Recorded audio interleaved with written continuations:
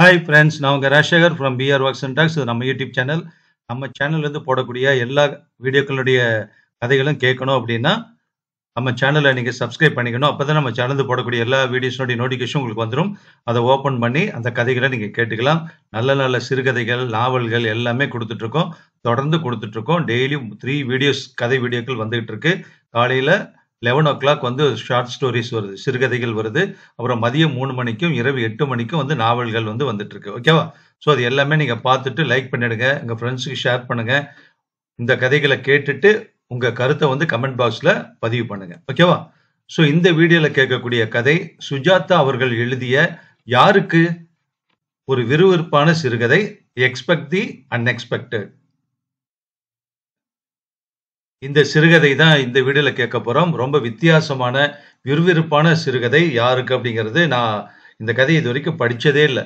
திடீர்னு தான் இந்த கதை எனக்கு கிடைச்சது. உடனே கொடுக்கணும் அப்படிங்கிறதுக்காக பதிவு பண்ணியிருக்கேன். ஆனா நிறைய பேர் படிச்சிருக்க வாய்ப்பு இருக்கு. ஏன்னா முதல்லயே எழுதுனது கிட்டத்தட்ட அதாவது 1985 86 வாக்குல வந்து 1986 85 அந்த பீரியட்ல வந்து இந்த கதை எழுதப்பட்டிருக்கணும். கரெக்டா சரியா தெரியல. ஓகேவா? கதைக்குள்ள போலாமா? சுஜாதா அவர்கள் எழுதிய யாருக்கு சிறுகதை. அடுத்த எம்டி பதவி யாருக்கு என்பதுதான் வெப்ஸ்டர் கார்ப்பரேஷனின் 1480 சிப்பந்திகளிடமும் முதல் கேள்வியாக இருந்தது. தற்போது அதன் தலைமையில் இருக்கும் ரிச்சர்ட் கிரிபித் என்கிற வெள்ளைக்காரர் குணபாலன் அல்லது லீ இருவரில் ஒருவரை தன் வாரிசாக நியமித்துவிட்டு ஓய்வு பெறப் போகிறார் என்பது பரவலான வதந்தியாக இருந்தாலும், இருவரில் யாரை தேர்ந்தெடுக்கப் போகிறார் என்பது பற்றி கம்பெனியில் கடுமையாக கருத்து வேறுபாடுகள் இருந்தன. கம்பெனி இருப்பது சிங்கப்பூரில். 95% சொர்க்கத்தை நினைவுறுத்தும் சிங்கப்பூரின் செல்வ சிறப்புடனும் மேம்பாட்டுடனும் வளர்ந்த பெரிய வியாபார கம்பெனி வேகா. சிங்கப்பூர் டாலர்களில் 300 மில்லியன் டர்ன் ஓவர். அவர்கள் வாங்காதது இல்லை, விற்காதது இல்லை. கைனகாலஜிஸ்டுகள் பயன்படுத்தும் ரப்பர் கையுறையில் இருந்து எலக்ட்ரானிக்ஸ், கம்ப்யூட்டர், உதிரிகள், டிஸ்க் தகடுகள், பிசிக்கள், பாலித்தீன் வகைகளில் கோடி ரசாயன பொருட்கள், ஏபிஎஸ் பிளாஸ்டிக். எதற்கு ரொம்ப டெக்னிக்கலாக போக வேண்டும்? எந்த சந்தர்ப்பத்தையும் விடாமல் எதையும் வாங்கி விற்கும் ஒரு மெகா நிறுவனம். சிங்கப்பூர் போன்ற சுதந்திர துறைமுகத்தில் இம்மாதிரி கம்பெனிகளுக்கு பெரிய லாபம் ஈட்டும் சாத்தியம் உள்ளது.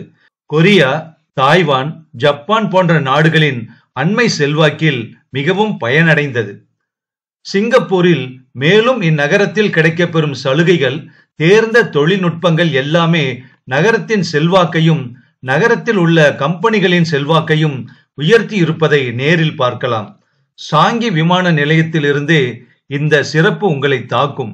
அதன் வாக்வேயில் நடக்காமல் நடந்து கொண்டு செல்லும் போது கண்ணை பறிக்கும் கண்ணாடி ஜன்னல்களுக்குள் முழுசாக டயோட்டா கார் நிற்பது முதல் தாக்கம் என்றால், எக்ஸ்பிரஸ் வேயில் ஏசி டாக்ஸியில் செல்லும் போது இருபுறமும் பசுமையை கடந்து மத்திய பிசினஸ் பிரதேசத்தில் நுழைந்து ஷென்டன் வேவுக்கு வந்தால் சாக்லேட் நிறத்தில் பளபளப்பான கிரானைட்டில் 28 மாடி கட்டடம் வருகிறதே, அதுதான் அடுத்த தாக்கம். வெப்ஸ்டர் கார்ப்பரேஷனின் தலைமையகம். அதன் 18ஆம் மாடிக்கு மிட்சுபிஷியின் இன்னிசை கனவும் கம்ப்யூட்டரும் இயங்கும் லிப்டில் விரைந்து வந்து தானாகவே திறந்து கொள்ளும் கண்ணாடி கதவுகளை தாண்டி காத்திருந்தால் அந்த மெல்லிய சீன பெண் உங்களை கான்பரன்ஸ் அறையில் உட்கார வைப்பாள். சுற்றிலும் பார்த்தால் அந்த நவீன அலுவலகத்தில் கணத்தில் நிலவிய டென்ஷனை நீங்கள் உணர முடியாது. பரபரப்பு உள்ளுக்குள் பொதிந்திருந்தது. அடுத்தது யார்? லீயா, குணபாலனா? 2 பேரையும் பற்றி விவரித்தால் குணபாலனுக்குத்தான் அதிக தகுதி என்று உங்களுக்கு உடனே புரியும். குணபாலன் அந்த கம்பெனியில் 18 வருஷம் உழைத்தவர். ஆரம்பத்தில் ஒரு சிறிய அறையில் ஒரு டெலிபோனை பகிர்ந்து கொண்டு ஒரே ஒரு கெமிக்கல் ஏஜென்சியாக துவங்கிய காலத்தில் இருந்து சேல்ஸில் சேர்ந்து கம்பெனியுடன் வளர்ந்து வைஸ் பிரசிடென்ட்டுக்கு உயர்ந்தவர். படிப்பு பெரிதாக இல்லை, BA வரை படித்தவர்.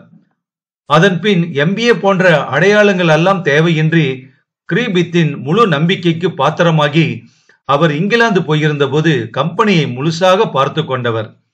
கம்பெனி இந்த நிலைமைக்கு வந்ததற்கு காரணம் யார் என்று கிரிபித்தை கேட்டால் தயங்காமல் குணபாலன் தான் என்று சொல்லுவார். மேலே கதையை நகர்த்துவதற்கு முன் குறிப்பு. இந்த கதை இன்றைய தினத்தை பற்றியது இல்லை. சில வருஷங்களுக்கு முன் நடந்தது. எத்தனை வருஷம் முன்பு என்பது கதையின் இறுதியில் தெரியும். அதற்காக இப்பொழுதே கதைக்கு இறுதியில் போய்விட வேண்டாம். லீயின் முழு பெயர் ரிச்சர்டு லீ. ஆனால் கிறிஸ்தவன் அல்ல. சிங்கப்பூரில் சீனர்கள் மேல்நாட்டுக்காரர்களுக்கு சலுகையாக ரிச்சர்ட், மைக்கேல் போன்ற கிறித்துவ பெயர்களை முன்னால் ஒட்டிக்கொள்வது வழக்கம். லீ சீனாக்காரன். சிங்கப்பூரில் 26 லட்சத்தில் 20 லட்சம் மக்கள் சீனர்கள். அவர்களிடம்தான் பெரும்பாலான பணம் இருக்கிறது. லீயுடன் ஒப்பிட்டு பார்த்தால் குணபாலன் கருப்பு, குள்ளம். லீயின் நிறம் லேசான மஞ்சள் அல்லது வெள்ளை. குணபாலன் லீயை விட 8 வயது அதிகமானவர். நேரில் பார்க்கும்போது வயது வித்தியாசம் அதிகம் தெரியும். இருந்தாலும் இந்த வெளித்தோற்றங்கள் எல்லாம் கிரீபித்தின் தீர்மானத்தை எப்படியும் பாதிக்காது என்றுதான் பலரும் எண்ணினர்.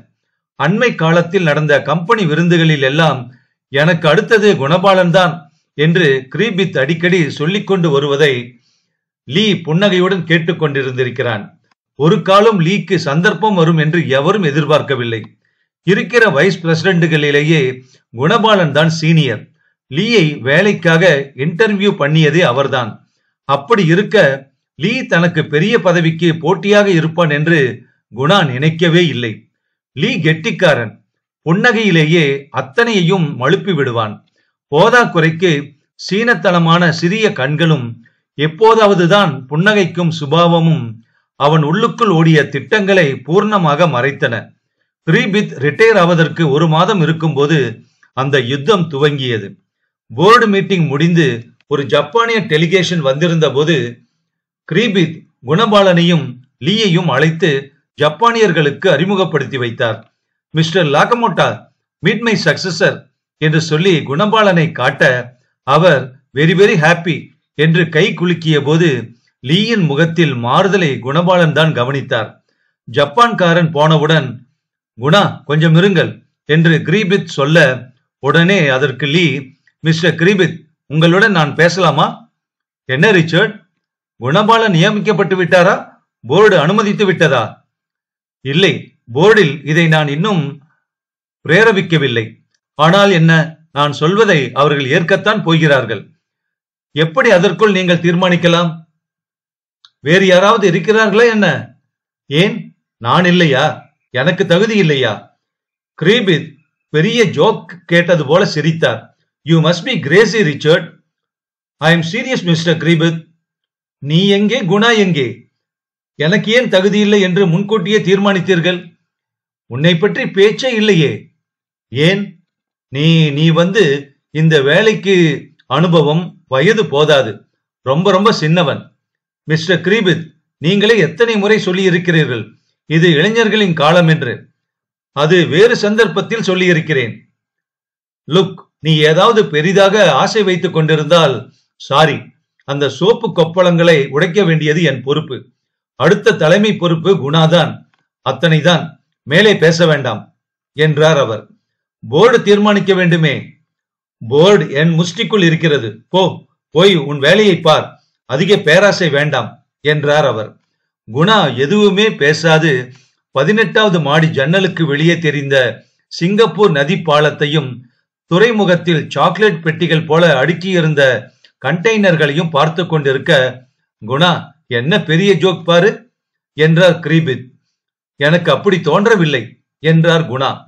லிப்டில் லீயும் குணாவும் இறங்கும் போது, 1 நிமிஷம் ரிச்சர்ட் என்றார் குணா. என்ன, ஆர் யூ சீரியஸ்? ஆமாம். உனக்கு தலைமை ஏற்க ஆசையா? ஆசையை பற்றி இங்கு பேச்சில்லை. இது போர்டு தீர்மானிக்க வேண்டிய விஷயம். எப்படி கிரீபித் தனியாக இந்த தீர்மானத்தை எடுக்க முடியும்? குணா அவனை பார்த்து புன்னகைக்க முயற்சிக்க பதில் கிடைக்கவில்லை. உன் உள்ளத்தில் இருப்பது என்ன? நமக்குள் ஒளிவு மறைவு வேண்டாம். ஏனெனில் நான் பதவி ஏற்ற பின் உன் ஒத்துழைப்பு தேவை. லுக் மிஸ்டர் குணா, உங்கள் தகுதி பற்றியோ திறமை பற்றியோ எனக்கு சந்தேகமில்லை. ஆனால் கம்பெனி விதிமுறை இருக்கிறது. போர்டு தீர்மானித்த பின் தான் அடுத்த வாரிசை அறிவிக்க வேண்டும். கிரீபித் போர்டில் ஒரு மெம்பர். இன்னமும் 8 பேர் இருக்கிறார்கள். அவர்கள் சம்மதிக்க வேண்டாமா? அவர்கள் கிரீபித்தை தான் கேட்கப் போகிறார்கள். அவர் சொல்லும் பெயரை ஒப்புக்கொள்ளப் போகிறார்கள். அப்படியா? என்றான் லீ. ரிச்சர்ட், ஏதாவது மனதில் இருந்தால் சொல்லிவிடு. ஏதும் இல்லை. இது ரிச்சர்டின் பதில். பின் ரிச்சர்ட் கொஞ்சம் பொறுத்து, குணா, வீண் பேச்சு வேண்டாம். நீங்கள் தேர்ந்தெடுக்கப்பட்டால் அடுத்த கணமே நான் ராஜினாமா கொடுக்க போகிறேன். குணா புன்னகைத்து, அவ்வளவு தீவிரமாக இந்த பதவியை விரும்புகிறாயா? வைத்துக் கொள்ளேன். தகுதி இருப்பதால் தான், என் தன்னம்பிக்கையில் தான் சொல்கிறேன். எனக்கு யாரும் தர்மம் செய்ய வேண்டாம். குணா மீண்டும் புன்னகைத்து விட்டு தன் வீட்டுக்கு போனதும் சேர்மனுக்கு போன் செய்தார். மிஸ்டர் கிரிபித், லிப்டில் இறங்குகையில் நான் லீயுடன் பேசினேன். அவன் இந்த பதவியை மிகவும் விரும்புகிறான். நான்சென்ஸ், அவனை பற்றி பேச்சே வேண்டாம். தனக்கு கிடைக்காவிட்டால் ராஜினாமா செய்து விடுவானாம். செய்யட்டும், உடனே அது ஒப்புக்கொள்ளப்படும் என்று சொல். இந்த மாதிரி என் கையை முறுக்க முடியாது. நான் பழைய சிங்கம். குணா வீட்டுக்கு வந்து தன் மனைவியிடம் லீயின் ஆசையை பற்றி சொன்னார். காவேரி, அவனுக்கு இந்த மாதிரி ஆசை இருக்கிறதே வேடிக்கைதான். நான் வளர்த்த பிள்ளை மாதிரி அவன். நான் ரெக்ரூட் பண்ணி ஆள். எனக்கு பாஸாக வர ஆசைப்படுகிறான்னா சீனத்துக்காரர்களுக்கே ஆசை அதிகம்தான். அன்று மாலை சரங்கன் ரோடில் இருந்த பெருமாள் கோயிலுக்கு சென்று சற்று நேரம் தியானத்தில் இருந்தார் அவர். பெருமாளே, எனக்கு தகுதி இருந்தால் இந்த பதவியை கொடு. லீயின் மேல் எனக்கு தோன்றும் ஆத்திரத்தை எரித்துவிடு. அவனுக்கு தகுதியுள்ளது என்று போர்டு தீர்மானிக்குமானால் அதை நாகரிகமாக ஏற்றுக்கொள்ளும் மன அகலத்தை எனக்கு கொடு. மறுதினம் அலுவலகத்தில் பற்பல வதந்திகள் நுழைந்து விட்டன. அடுத்தது லீ தான் என்று சிலர் பேசிக் கொள்வதாகவும், கிரீபத்தை பற்றிய ரகசியங்கள் பல கம்பெனி செலவில் போனதும் சுவிஸ் வங்கியில் அக்கவுண்ட் வைத்திருப்பதும் தெரியும் என்றும், அதை வைத்து பிளாக்மெயில் பண்ணி லீ அவரை சம்மதிக்க வைக்க போகிறான் என்றும் பல வதந்திகள். குணாவுடைய செக்ரட்டரி பிரியா தான் அதை சொன்னாள். குணபாலன் தன் பெருந்தன்மையை இழக்காமல் அப்படியா அப்படியா என்று கேட்டுக்கொண்டிருந்தார். உங்களுக்கு மட்டும் கிடைக்கலன்னா இந்த கம்பெனியில் உள்ள அத்தனை பேரும் ரிசைன் பண்ணுவான் சார். அப்படியா? மெய்யாலதான் சார் சொல்றேன். சீனத்துக்காரர்களுக்கே லீயை பிடிக்கல. ரொம்ப கோபக்கார ஆசாமி. பெண்கள் இடத்தில் மரியாதை கிடையாது அவருக்கு. ஆபீஸ்ல பெண்கள் ஆண்கள்னு வித்தியாசம் பார்க்க கூடாது பிரியா. என்ன சார் நீங்க உங்க போட்டிக்காரனுக்கே பறிஞ்சுக்கிட்டு பேசுறீங்க? அவன் போட்டிக்காரன் இல்ல, அதனாலதான். சேர்மன் தன் அறைக்கு வருமாறு அவரை அழைத்திருந்தார். அவர் உள்ளே நுழைந்ததும், கமின் குணா, கங்க்ராச்சுலேஷன்ஸ் என்றார் கிரீபித். எதற்கு சார்? நீங்கள் அடுத்த தலைவன் என்று போர்டு மெம்பர்கள் ஒவ்வொருவரையும் கூப்பிட்டு சொல்லிவிட்டேன். அவர்கள் கேள்வி கேட்காமல் ஒப்புக்கொண்டு விட்டார்கள். புதன்கிழமை போர்டு மீட்டிங்கில் இதை அமுல்படுத்தி விடலாம். நல்ல போட்டோ ஒன்று எடுத்துக்கொள். ஸ்ட்ரெயிட் டைம்ஸுக்கு கொடுக்க வேண்டும். முதலில் போர்டு மீட்டிங் நடக்கட்டும் சார். நீ இன்னமும் லீ வருவான் என்று எண்ணுகிறாயா என்று கூறிவிட்டு கிரீபித் சிரித்தார். காவேரி எப்படி இருக்கிறாள்? ரொம்ப நாளாச்சு பார்த்து. நான் ஓய்வு பெற்ற பின் நிறைய கால்ஃப் ஆடப் போகிறேன். இங்கிலாந்து போய் ஒரு மாதம் இருந்து விட்டு திரும்ப வந்து விடுவேன். சிங்கப்பூரில் தான் ஓய்வா சார்? ஆம், இந்த இடம் என்னுடன் ஒட்டி கொண்டு விட்டது. இதை விட்டு பிரிவது கஷ்டம். சைனீஸ், மலாய், தமிழ் என்று எத்தனை இனம் இருந்தும் எல்லோரும் சண்டை போடாமல் இருப்பதற்கு காரணம் என்னவென்று நினைக்கிறாய்? குணா யோசித்து, விட்டு கொடுக்கும் தன்மை சார் என்றார். இல்லை, தவறு. காரணம் சுபிட்சம். விட்டு கொடுக்கும் தன்மை உனக்கு இருக்கலாம். லீயிடம் எதிர்பார்க்காதே அதை. அவன் இளைய சமுதாயத்தை சார்ந்தவன். முன்னுக்கு வர என்ன வேண்டுமானாலும் செய்வான். அதனால்தான் முன்கூட்டியே போர்டில் சொல்லிவிட்டேன். குணா, எனக்கு லீயை பிடிக்கவில்லை. உனக்கு? சொல்ல தெரியவில்லை சார் என்றார் குணா. புதன்கிழமை போர்டு மீட்டிங் ஒரு நாளும் இல்லாமல் 8 மணி நேரம் நடந்தது. குணா தன் அறையில் கூட்டம் முடியும் வரை காத்திருந்தார். முடிந்த உடனே கிரீபித் போன் செய்து தன் அறைக்கு வரச் சொன்னார். குணா, சாரி, கொஞ்சம் சிக்கல். குணா மௌனமாக காத்திருக்க, எனக்கு ரொம்ப ஆச்சரியம். அந்த லீ போர்டு மெம்பர்கள்ல 4 வளைச்சு போட்டிருக்கான். எப்படின்னு புரியல. என்னையும் சேர்த்து 4 பேரு உனக்கு ஆதரவாகவும் 4 பேரு எதிராகவும் பேச உன்னை நியமிப்பது இன்று முடியாத காரியமா போய்விட்டது. 9வது மெம்பர் வராததால் இந்த பாடு. டோனி வந்திருந்தால் சிக்கல் இன்றோடு தீர்ந்திருக்கும். திங்கட்கிழமை மற்றொரு கூட்டம் கூட்டி இதை தீர்த்து விடுகிறேன். சாரி, ரொம்ப தொந்தரவு இந்த லீயால.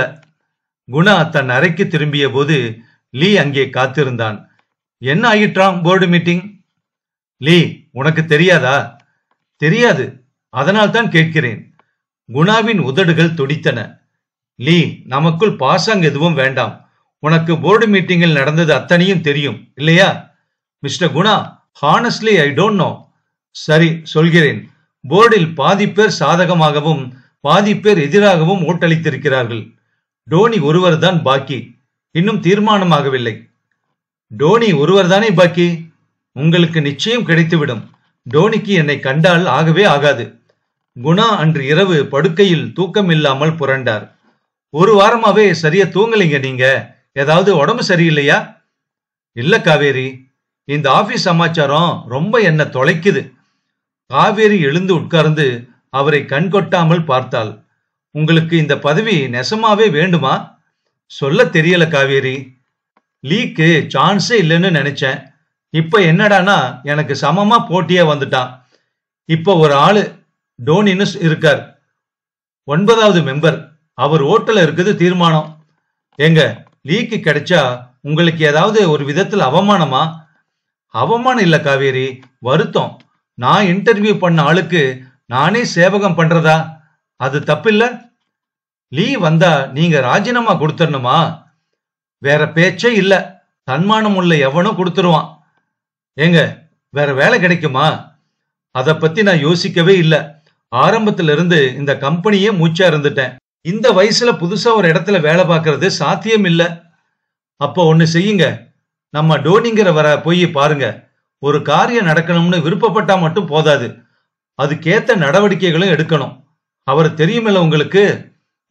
தெரியும். அப்ப பாக்குறதுல என்ன தயக்கம்? என் வாழ்நாள்லயே செய்தது இல்லையாத ஒரு ஆள்கிட்ட ஒரு ஃபேவருக்கு போனதில்லைனா.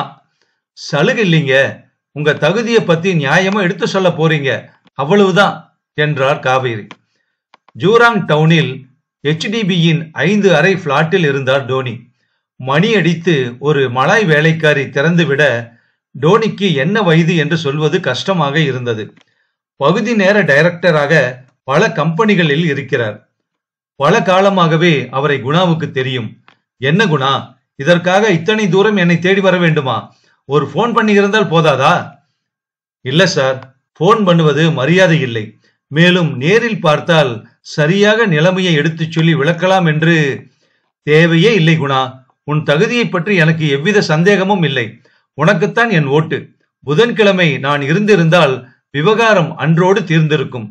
என்னை பொறுத்த வரையில் சந்தேகம் இல்லை. ஆனால் மற்ற போர்டு மெம்பர்களை பற்றி என்னால் உத்தரவாதமாக சொல்ல முடியாது. அவர்கள் 4 எனக்கு சாதகமாக ஓட்டு போட்டிருக்கிறார்கள் சார். அதாவது கிரீபித் உட்பட 4 பேர். திங்கட்கிழமை போர்டு மீட்டிங் நடக்கையில் குணா ஆபீஸில் இருக்க விருப்பம் இல்லாமல் காவேரியுடன் ஷென்டோசா போயிருந்தார். கேபிள் காரில் அந்தரங்க நீளத்தில் தொங்கிக் கொண்டு போகும்போது ஆபீஸ் தான் அவரை ஆக்கிரமித்தது. பதவி ஏற்ற உடனே இந்தியா போக வேண்டியிருக்கும் காவேரி. ரொம்ப பெரிய கான்ட்ராக்ட், ஒரு அமெரிக்க கம்பெனியோட சேர்ந்துகிட்டு. பதவி வரட்டுங்க முதல்ல. அதானே, எத்தனை வருஷமா கம்பெனி குலைச்சிருக்கீங்க. இத்தனை வருஷம் சிங்கப்பூர்ல இருக்கோம். இதுதான் நம்ம 2 பேரும் தனியா ஷென்டோசா வர்றது முதலா. கோரல் பவளங்களிலும் கண்ணாடி பெட்டிக்கு பின் அலைந்த வண்ண வண்ண மீன்களிலும் சிங்கப்பூர் சரித்திரத்தை விவரிக்கும் அருங்காட்சிகளிலும் அவர் கவனம் செல்லவே இல்லை. இந்நேரம் முடிந்திருக்க வேண்டும். தீர்மானித்திருப்பார்கள். கிரீபித் உடனே கூப்பிடுவார். குணா, எங்க போயிட்ட? என்னங்க, சொல்ல சொல்ல கேட்காம கவனம் இல்லாம என்னவோ யோசனையே உங்களுக்கு. இதுக்கு வீட்லயே இருந்திருக்கலாமே.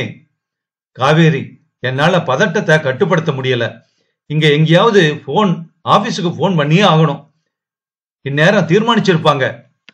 அவளை ஒரு ஃபன் வேர்ல்டு நாற்காலியில் உட்கார வைத்து விட்டு ரெஸ்டாரண்டில் இருந்து போன் செய்தார். Sorry sir, mister Griffith board meeting முடிஞ்சதுமே வீட்டுக்கு போயிட்டார். மீட்டிங் எப்ப முடிஞ்சது? பிற்பகல் 2 மணிக்கு முடிஞ்சிருச்சு.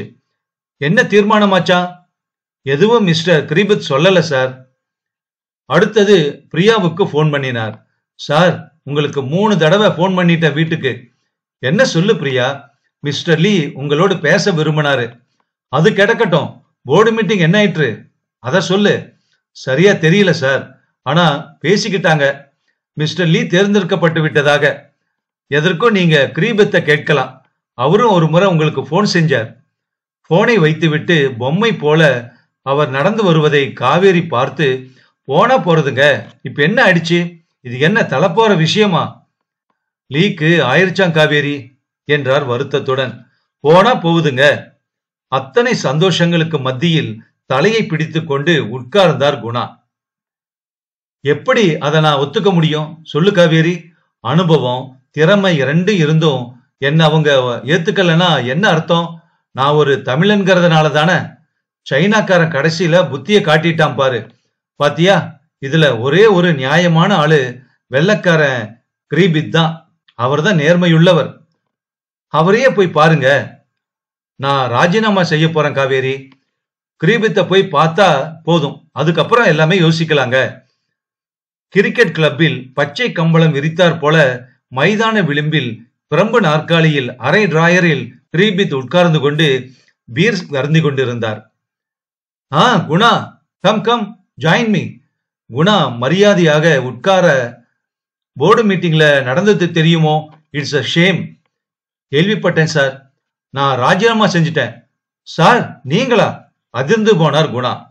ஆமா, நான் சொல்றத கேட்காத, என்னோட வார்த்தைக்கு மதிப்பு தராத இந்த போர்டு, என்னை அவமதித்த அந்த போர்டுல மேற்கொண்டு பணி செய்ய எனக்கு விருப்பம் இல்லை. சே, என்ன இந்த லீ இருக்கானே, மகா எத்த.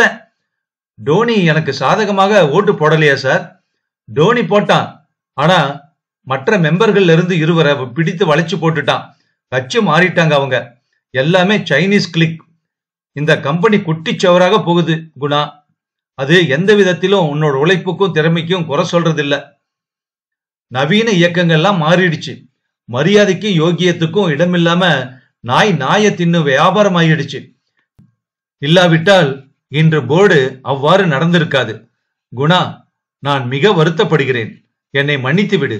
என் மனசாட்சி இடம் கொடுக்காததால் ராஜினாமா செய்து விட்டேன்.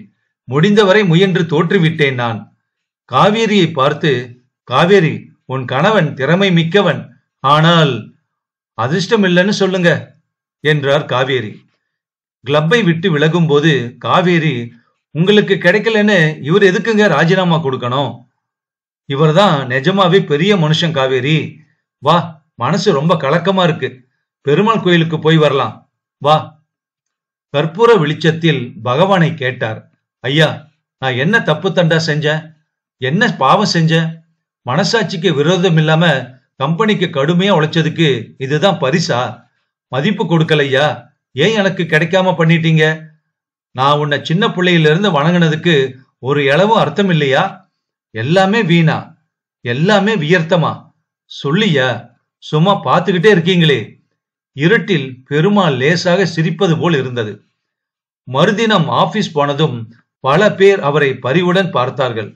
பிரியாவின் கண்களில் நீர் திரையிட அதை பார்க்க விருப்பமின்றி அவசரமாக அறைக்குள் நுழைந்து தன் லெட்டர் ஹெட்டில் ஒரு வரி ராஜினாமா கடிதத்தை எழுதி கையெழுத்திட்ட போது போன் ஒலித்தது.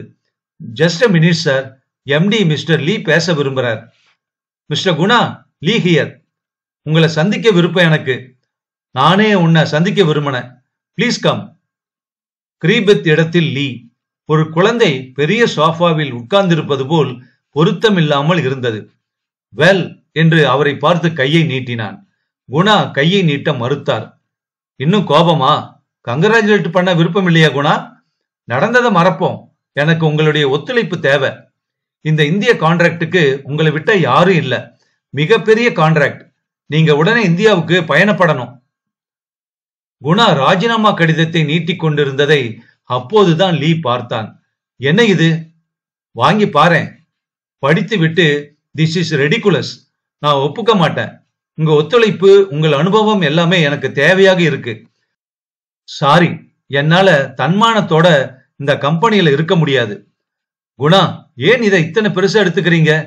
என்ன ஆயிடுச்சு இப்போ? வெல்வதும் தோற்பதும் வாழ்க்கையில சகஜம் இல்லையா? ஒரு தேர்வுன்னா ஒருத்தர் தான் வெல்ல முடியும். 2 பேருக்கு முதல் ஸ்தானத்துல இடம் கிடையாதல்லவா? லீ, என்னிடம் நீயே சொன்னாயே எனக்கு பதவி கிடைக்கவில்லை என்றால் அந்த கணமே ராஜினாமா செய்து விடுவேன் என்று. அது விளையாட்டுக்காக சொன்ன. இல்ல, நீ தீவிரமா தான் சொன்ன. அதை பத்தி கவலை இல்லை எனக்கு. இந்த கம்பெனி மிக பெரியது. நாங்கள் எல்லாம் கண்ணீர் விட்டு வளர்ந்து விட்டோம். இது பெரிதாகி என் போன்றவர்கள் இருந்தாலும் பிரிந்தாலும் கம்பெனியின் சுபிச்சம் பாதிக்கப்படாது. கங்க்ராச்சுலேஷன்ஸ், உனக்கு என் வாழ்த்துக்கள். எனக்கு பொறாமை எதுவும் இல்லை. ஆனா வருத்தம்தான். என் தீர்மானம் அசைக்க முடியாதது. அது கூட செய்யவில்லை எனில் கிரீபித் என்கிற மகானுக்கு நான் நம்பிக்கை துரோகம் செய்வதாகும். பரவாயில்லை, ஒரு கன்சல்டன்டாகவாது இருக்க விருப்பமா? ரீட்டைனர் போட்டு கொடுக்க சொல்கிறேன் என்றான் லீ. இல்லை, இன்று மாலையோடு எனக்கும் இந்த கம்பெனிக்கும் உள்ள உறவு துண்டிக்கப்படுகிறது. லீ உடனே அவரிடம், இது ஒரு அவசர முடிவு என்று எண்ணுகிறேன். இந்த கடிதத்தை நான் செயல்படுத்தாமல் 1 மாதம் வைத்திருக்க போகிறேன். அதற்குள் உங்கள் மனம் மாறினால் மீண்டும் தாராளமாக நீங்கள் வரலாம். அதுவரை உங்கள் அறை, மேஜை எல்லாமே காத்திருக்கும். யோசித்து உங்கள் குடும்பத்துடன் கலந்தாலோசித்து முடிவு சொல்லுங்கள். மாற்றிக்கொள்ளுங்கள். இல்லை, மாற்றமே இல்லை என்றார் குணா பிடிவாதமாக. அன்று இரவு முதலாக ரொம்ப நாள் வைத்திருந்த ஸ்காட்ச் பாட்டிலை எடுத்து கணிசமாக ஊற்றிக்கொண்டு குடித்தார். என்னங்க இது என்று அதிர்ச்சியுடன் காவேரி கேட்டாள். தூக்கம் வரல காவேரி, வேற வேலைக்கு மனு போடவானா என்றார் குணா. இல்லைங்க, நம்ம கிராமம் தஞ்சாவூர் பக்கத்துல என்னவோ பேர் சொல்றாங்களே, நாம அங்கேயே போயிடலாமா? எங்க முப்பாட்டன் ராபிள்ஸ் காலத்துல ரப்பர் தோட்டத்துல வேலை செய்ய இங்க வந்தவரான். நம்ம தேசம் இதுதான் காவேரி. இந்தியால நம்மால வாழ முடியாது. என்னென்னவோ கணா கண்டுகிட்டு இருந்தேன். ஒரு பெரிய கான்ட்ராக்டுக்காக இந்த வாரம் இந்தியா போக வேண்டி இருந்தது. பதவி ஏத்த உடனே முதல் காரியமா எம்டியா இந்தியா போய் வரலாம்னு எல்லாம் அதிக ஆசைப்பட்டேன். பெருமாள் நல்லா கொடுத்துட்டாரு, குட்டிட்டாரு என்ன. ஐயா இரு, இந்த மாதிரி நீ துரோகம் செய்வேன்னு நான் கனவுல கூட நினைக்கலையா. ஐயா, உன்னை தினம் தவறாம கும்பிட்டேன்ல. போனா போகுதுங்க, அவர் ஏதாவது நல்லது செஞ்சிருப்பாரு. கடவுளை நிந்தனை பண்ணாதீங்க. எல்லாம் பொய், எல்லாம் வேஸ்ட், எல்லாம் கல்லு, சாமியாவது ஒன்னாவது என்று அழுத்து கொண்டார் குணா. அப்படியெல்லாம் பேசாதீங்க. போதுங்க, நிறையவே சாப்பிட்டுட்டீங்க, இனிமே வேண்டாம். தள்ளாடி கொண்டிருந்தவரை ஸ்திரப்படுத்தி காவேரி சூடாக காஃபி கொண்டு வந்து தர, அதை குடித்ததும் சற்று போதை தெளிந்து அவள் கூந்தலை வருடி ஆதரவாக பார்த்தார். சாரி காவேரி, ரொம்ப கண்ணா பின்னான்னு பேசிட்டேன்ல. இப்ப சரியா போச்சு. விஷம் இறங்கினாப்ல ஏமாற்றம் இறங்கி போச்சு. போனா போகுதுங்க. இல்ல, அந்த இந்தியா கான்ட்ராக்ட நினைச்சாதான் எனக்கு வருத்தமா இருக்கு. லீ குட்டி சுவராக்கிருவான். அத அவன் போயிருப்பான். இப்ப 1 வருஷ காலமா டெண்டர் போட்டு டிஸ்கஷன் எல்லாம் பண்ணி ஃபெர்டிலைசர் கெமிக்கல் ஒண்ணுக்கு ரா மெட்டீரியல் மறந்துருங்க. ஐயோ, நீங்க தான் ராஜினாமா செஞ்சிட்டீங்களே. ஆமா அதானே. சற்று நேரம் மௌனம் நிலவியது. இந்தியால எங்கங்க என்றாள் காவேரி. போபால்னு ஒரு இடத்துல யூனியன் கார்பைடு கம்பெனியோட டிஸ்கஷன். போனா போகுதுங்க, அவனே போய் சேரட்டும். இது நடந்தது 1984 டிசம்பர் 3ஆம் தேதி. யாருக்கு? சிறுகதை முற்றும். அந்த தேதியில என்ன நடந்தது இந்தியால ஞாபகம் இருக்கா? கண்டிப்பா நிறைய பேத்துக்கு ஞாபகம் வந்திருக்கும். போபால்னு கேள்விப்பட்ட உடனே அதனுடைய பிற்சேர்க்கையாக நான் கொடுத்திருக்கக்கூடிய விஷயத்தை இனிமே பார்க்கலாம். இப்ப ஜஸ்ட் ஒரு 3.5 மாசத்துக்கு முன்னாடி டிசம்பர் 3, 2024 போபால் விஷவாயு கசிவு நினைவு தினம் போபால்ல அனுஷ்டிக்கப்பட்டது. அது என்ன விஷயம் அப்படிங்கறத இப்ப நாம பார்க்கலாம். போபால் விஷவாயு கசிவு சம்பவத்தின் 40ஆம் ஆண்டு நினைவு தினம் இன்று அனுசரிக்கப்படுகிறது. நகரத்தில் பாதிக்கப்பட்டவர்களுக்கு அப்பகுதி மக்கள் மெழுகுவர்த்தி அஞ்சலி செலுத்தினர். போபால் விஷவாயு கசிவு மத்திய பிரதேசத்தின் போபால் நகரில் அமெரிக்க உர நிறுவனத்துக்கு சொந்தமான யூனியன் கார்பைடு ஆலை இயங்கி வந்தது. கடந்த 1984ஆம் ஆண்டில் டிசம்பர் 2ஆம் தேதி இரவிலும் அடுத்த நாளான டிசம்பர் 3ஆம் தேதி அதிகாலையிலும் உயிருக்கு ஆபத்தான மீத்தைல் ஐசோசயனைடு விஷவாயு அந்த ஆலையில் இருந்து கசிந்தது. உயிருக்கு உழைவைக்கும் அந்த வாயு போபால் நகர வளிமண்டலத்தில் மெல்ல கலந்தது. இதில் பலர் தூக்கத்திலேயே விஷவாயுவை சுவாசித்து உயிரிழந்தனர். அதிகாலை நேரத்தில் இந்த கோரம் நிகழ்ந்ததால் தப்ப வழியில்லாமல் 10,000த்திற்கும் மேற்பட்டோர் இந்த சம்பவத்தில் உயிரிழந்தனர். மேலும் சுமார் 5 லட்சத்துக்கும் மேற்பட்டோர் இந்த சம்பவத்தால் கடுமையாக பாதிக்கப்பட்டனர். வழக்கு விசாரணை. உலகின் மோசமான தொழிற்சாலை விபத்துக்களில் ஒன்றாக கருதப்படும் இந்த விபத்து தொடர்பாக யூனியன் கார்பைடு நிறுவன அதிபரும் தலைமை செயல் அதிகாரியுமான வாரன் ஆண்டர்சனை போலீசார் கைது செய்தனர். தீராத சோகம். யூனியன் கார்பைடு ஆலை ஏற்படுத்திய தீராத வடு போபால் மண்ணையும் நிலத்தடி நீரையும் இன்றும் விட்டு வைக்கவில்லை. விபத்து நடந்த யூனியன் கார்பைடு ஆலையில் நடந்து 40 ஆண்டுகளாகியும் அங்கிருந்து நச்சு கழிவுகள் நீக்கப்படவில்லை என்பதே நிதர்சனம். போபாலில் 14 ஆண்டுகள் இயங்கிய யூனியன் கார்பைடு நிறுவனம் தொழிற்சாலை வளாகத்தில் 11 லட்சம் டன் நச்சு கழிவுகளை நிலத்தில் புதைத்துள்ளதாகவும், அந்த தொழிற்சாலையை சுற்றியுள்ள 5 கிலோமீட்டர் சுற்றளவு பரப்பில் 340 டன் நச்சு கழிவுகள் புதைக்கப்பட்டுள்ளதாகவும் அப்பகுதி மக்கள் குற்றம் சாட்டுகின்றனர். இந்த சம்பவம் நடைபெற்ற நாள் முதல் ஆண்டுதோறும் 2 நாட்கள், டிசம்பர் 2 மற்றும் டிசம்பர் 3 நினைவு தினமாக அனுசரிக்கப்பட்டு வருகிறது. மக்கள் அந்த சோக தினத்தை நினைவில் கொண்டு மெழுகுவர்த்தி அணிவகுப்பு நடத்துதல், இரங்கல் கூட்டங்கள், ஆர்ப்பாட்டங்கள் நடத்துதல் என்று ஈடுபட்டு வருகின்றனர். இந்த சோகம் மனசு விட்டு நீங்கவே நீங்காத ஒரு விஷயம்.